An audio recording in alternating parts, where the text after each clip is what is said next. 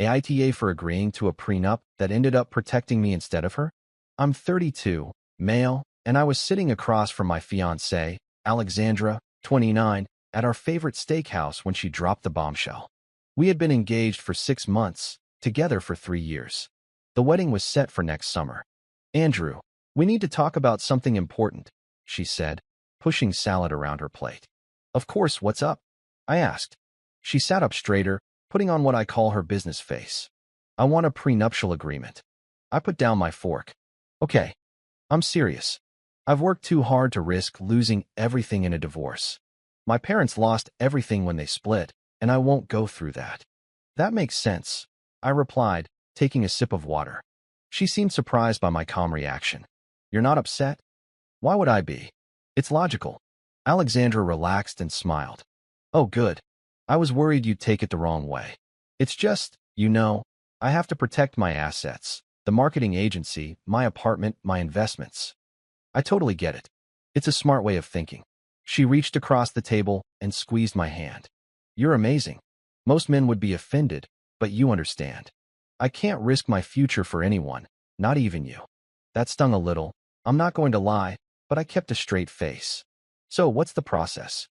I asked. My lawyer is already drafting the papers. It's standard. We each keep what we had before the marriage. No alimony. Separate property remains separate. It should be ready next week. Sounds good. I'll have my lawyer review it. She laughed. You don't have a lawyer. I'll find one. For the rest of dinner, she was glowing, talking about how mature we were and how this would make our marriage even stronger since there would be no financial worries. What Alexandra didn't know was that I kept my financial life very, very private. She knew I worked in tech consulting but assumed I was just a mid-level consultant. She never asked questions, and I never volunteered details. The truth is, 5 years ago, I developed a piece of software that optimized inventory management for restaurants. Nothing glamorous, nothing flashy, but it worked. I licensed it to a major hospitality corporation. The royalties alone brought in about $40,000 a month. On top of that, I had rental properties for apartments. My investment portfolio, which I started at 18, had grown immensely. Compound interest is a beautiful thing. And then there was the sale of my previous startup, which Alexandra thought had failed, but had actually been sold for a handsome 7-figure sum. I lived modestly. I drove a 2015 Honda Accord.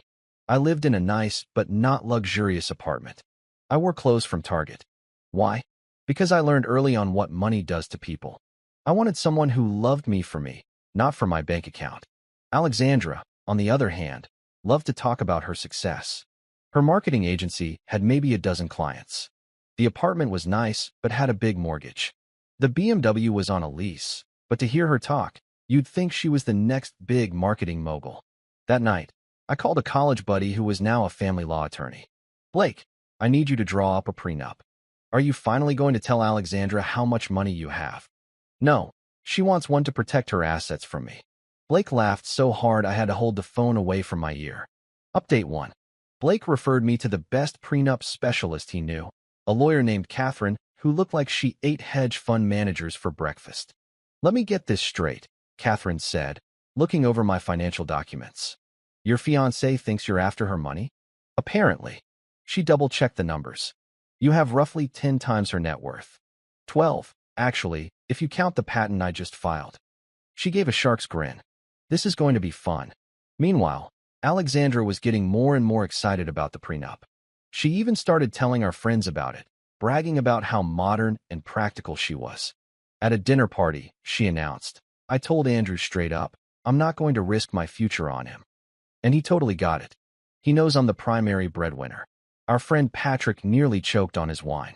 He knew about my properties since he was one of my tenants. I shot him a look that clearly said, shut up. Alexandra's lawyer sent over the first draft of the prenup. It was aggressive. All assets acquired before the marriage would remain separate. Fine. No alimony for either party. Fine. Any gift over $500 would only be valid with a written record. Okay. But then, the engagement ring would be returned to her in the event of a divorce. What? If we had children, she would have the final say in all financial decisions concerning them. In a divorce, I would have to vacate the marital home within 30 days, regardless of who legally owned it. This is insulting, Catherine said. She's treating you like a gold digger. Let her think that. This agreement is completely one-sided. She's protecting herself and leaving you exposed. I know. Prepare our counteroffer, but don't send it yet. Catherine's version was fair, a true 50-50. What's mine is mine, what's hers is hers. What we build together is shared.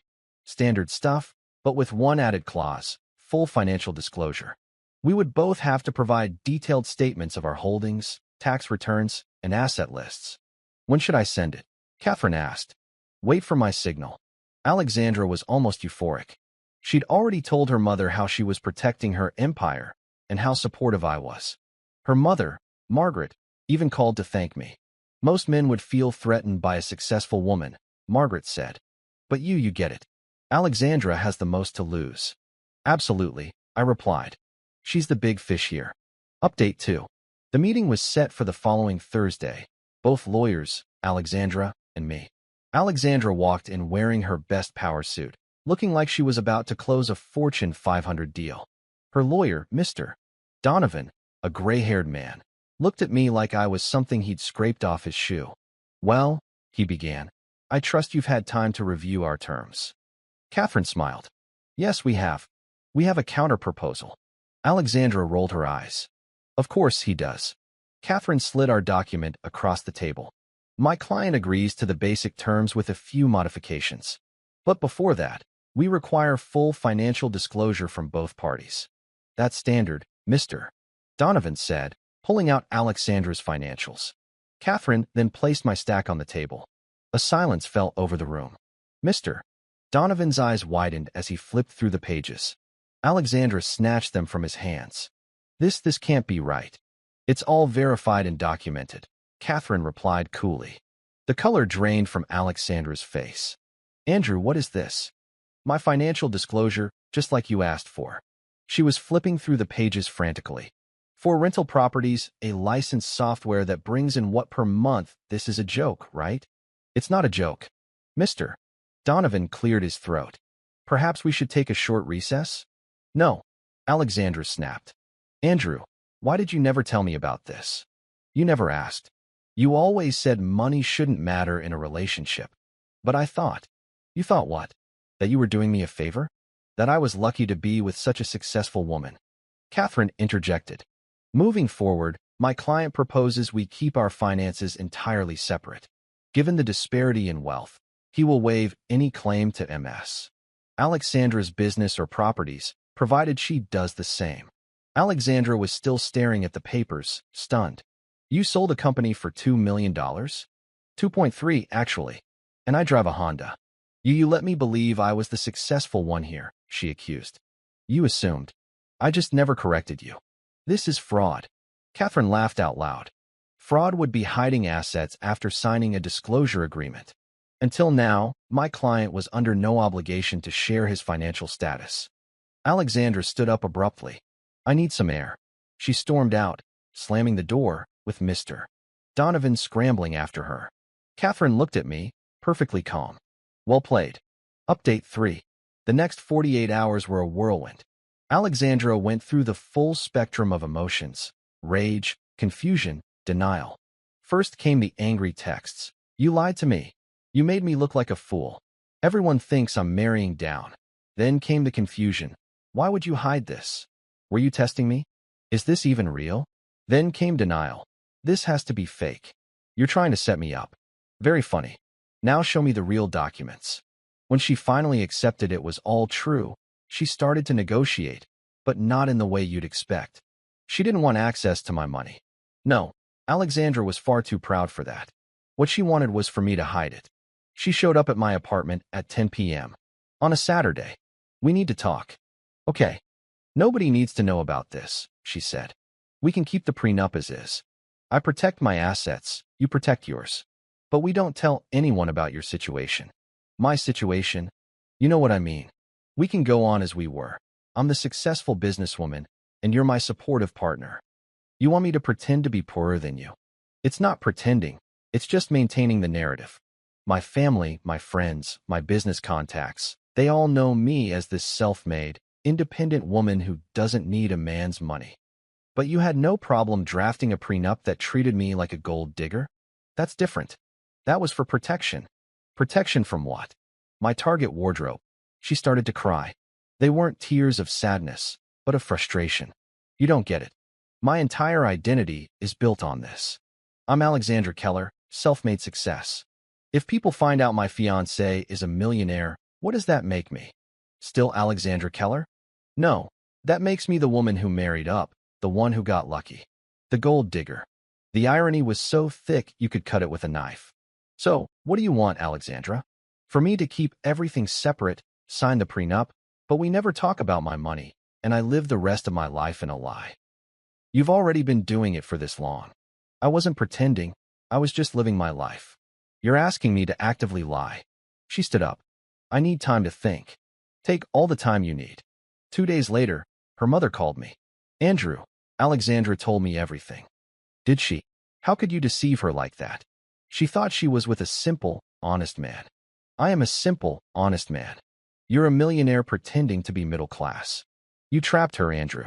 I never pursued Alexandra. She approached me, remember, at the coffee shop? Because she thought I looked super normal. Silence on the other end of the line. She's humiliated, Andrew. Because I have money? Or because you let her believe she was financially superior? I never said I was poor. She assumed. You should have corrected her. When? When she was talking about how she didn't need a man's money. When she was bragging to everyone that she was the breadwinner.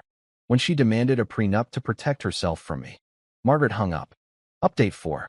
The escalation of entitlement was spectacular. Alexandra convened an emergency meeting with her 3 best friends, Vanessa, Brooke, and Olivia. They invited me to Vanessa's house for what I can only describe as an intervention. Andrew, Vanessa began, we understand you're upset about the prenup. I'm not upset about the prenup. But this lie has to stop, Brooke said. Pretending to be rich just to put Alexandra down is abusive. I started laughing. Wait, you think I'm pretending to be rich? Olivia pulled out her phone. We looked you up. There's no record of you selling a company. Your LinkedIn says you're a consultant. Because I am a consultant. Making $40,000 a month. Brooke scoffed. Plus real estate, plus investments. Alexandra sat there, arms crossed. She thinks you're lying to hurt me. Alexandra, you saw the documents? Documents can be faked. Catherine had warned me this might happen, so I was prepared. I pulled out my phone, opened my banking app, showed the balance, then the monthly deposits, then the property tax statements. Silence. Finally, Vanessa said, Oh my God. So what now? I asked. What's the intervention? That I have money. Olivia looked at Alexandra. Alex, he's rich. I know, Alexandra snapped. So what's the problem? Vanessa asked. Alexandra stood up. The problem is that he made me look like a fool for 3 years. I told everyone I was the successful one. Oh my God. I was so condescending, explaining basic financial concepts to him, and he just sat there, taking notes. Actually, I said, you had some good marketing ideas about SEO. No. Brooke was visibly doing math in her head. Wait, if he has all this money, why does he want to marry you? That sentence hung in the air like a bad smell in a church. Alexandra turned to her friend. What is that supposed to mean? I mean, no offense, but if he's that rich, he could have anyone. Models, actresses, anyone. So I'm not good enough? The friends exchanged awkward glances. I'm just saying maybe he really loves you, Vanessa offered.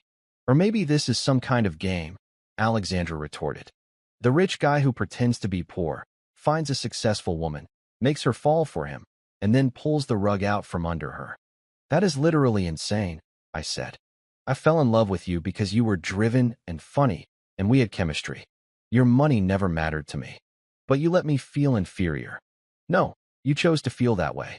And frankly, the fact that you need to feel financially superior to your partner says more about you than it does about me. She slapped me. Hard. Her friends gasped. I stood up. We're done. Andrew, wait. Vanessa called out. But I was already walking out the door. Update 5. The next morning, Alexandra showed up at my place with coffee and an apology that wasn't really an apology. I shouldn't have hit you, but you have to see this from my perspective.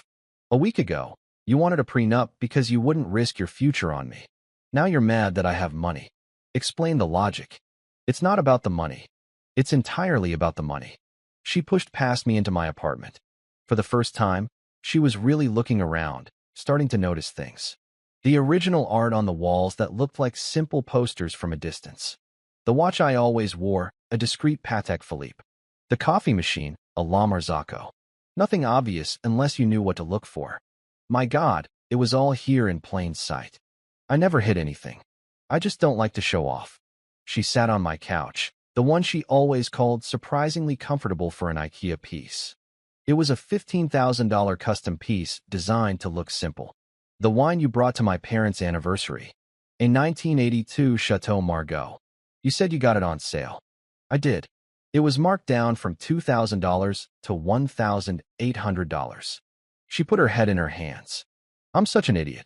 No, you're just materialistic. Her head snapped up. How dare you? Alexandra, you've judged people by their net worth your entire life. When you thought I had less, you were condescending. Now that you know I have more, you're angry. Either way, it's all about the money. That's not true. I loved you. You loved the idea of being the successful woman dating down. It made you feel powerful. You're being cruel. I'm being honest. Remember your company party when you introduced me as the simple guy who keeps me grounded? Or when you told your ex at that reunion that you were dating normal guys now, not pretentious rich men? She was silent. I have a proposal, I said. Let's sign the prenup. Your version, the one where you keep all your assets. And then let's get married. Her eyes lit up. Really? On one condition, we tell everyone the truth about my finances.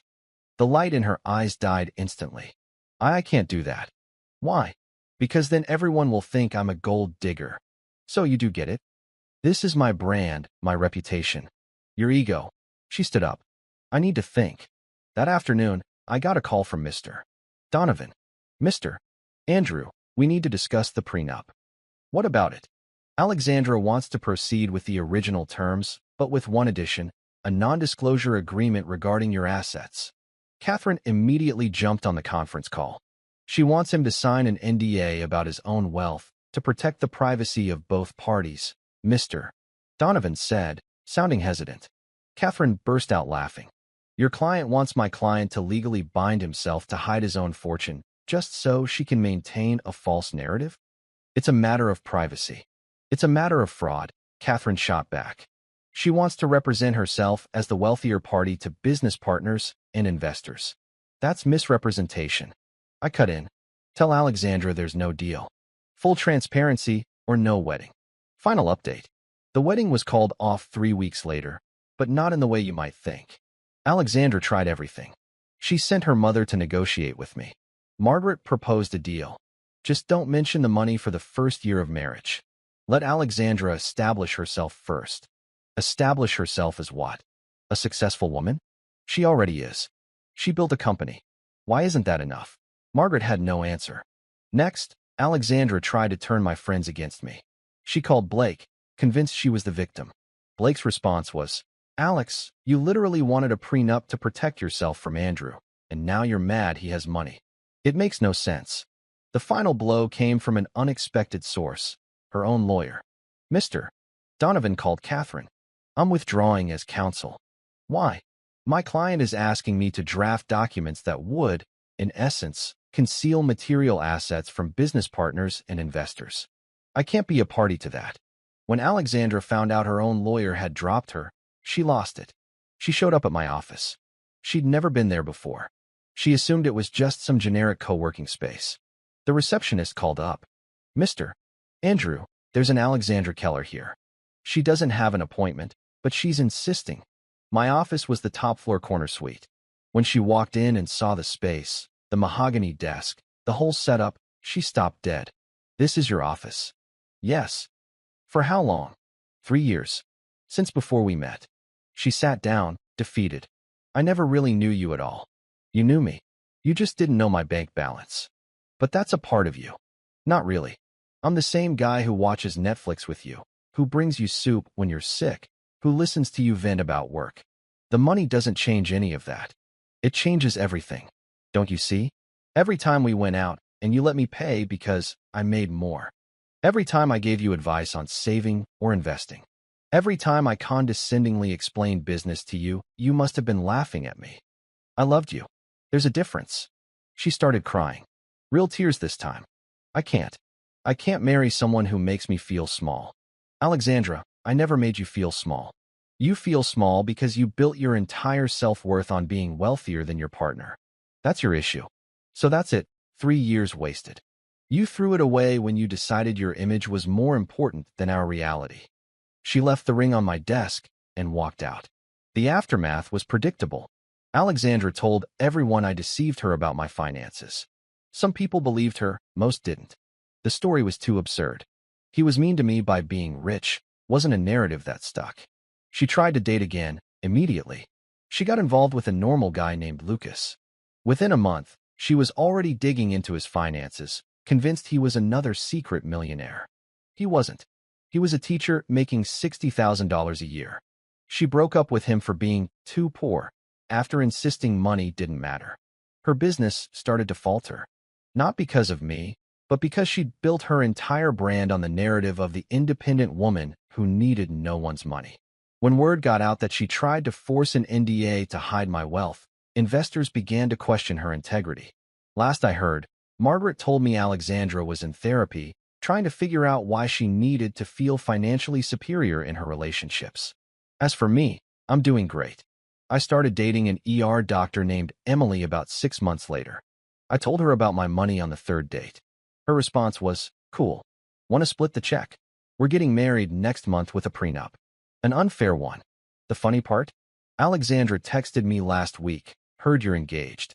You told her about the money in the first month and she still wants you? Unbelievable. No. It's almost like some people value things other than a bank balance. She blocked me right after. Looking back, I don't regret keeping my wealth a secret at first. It helped me find someone who genuinely loves me for me. I just wish that person had been Alexandra. But when someone shows you who they really are, someone who needs to feel superior, who values image over truth, who would rather live a lie than admit they aren't the biggest fish in the pond, believe them. The prenup was never the issue. The issue was the mirror. And Alexandra didn't like what she saw. If you liked it, don't forget to leave a comment and support the channel by subscribing. See you in the upcoming stories.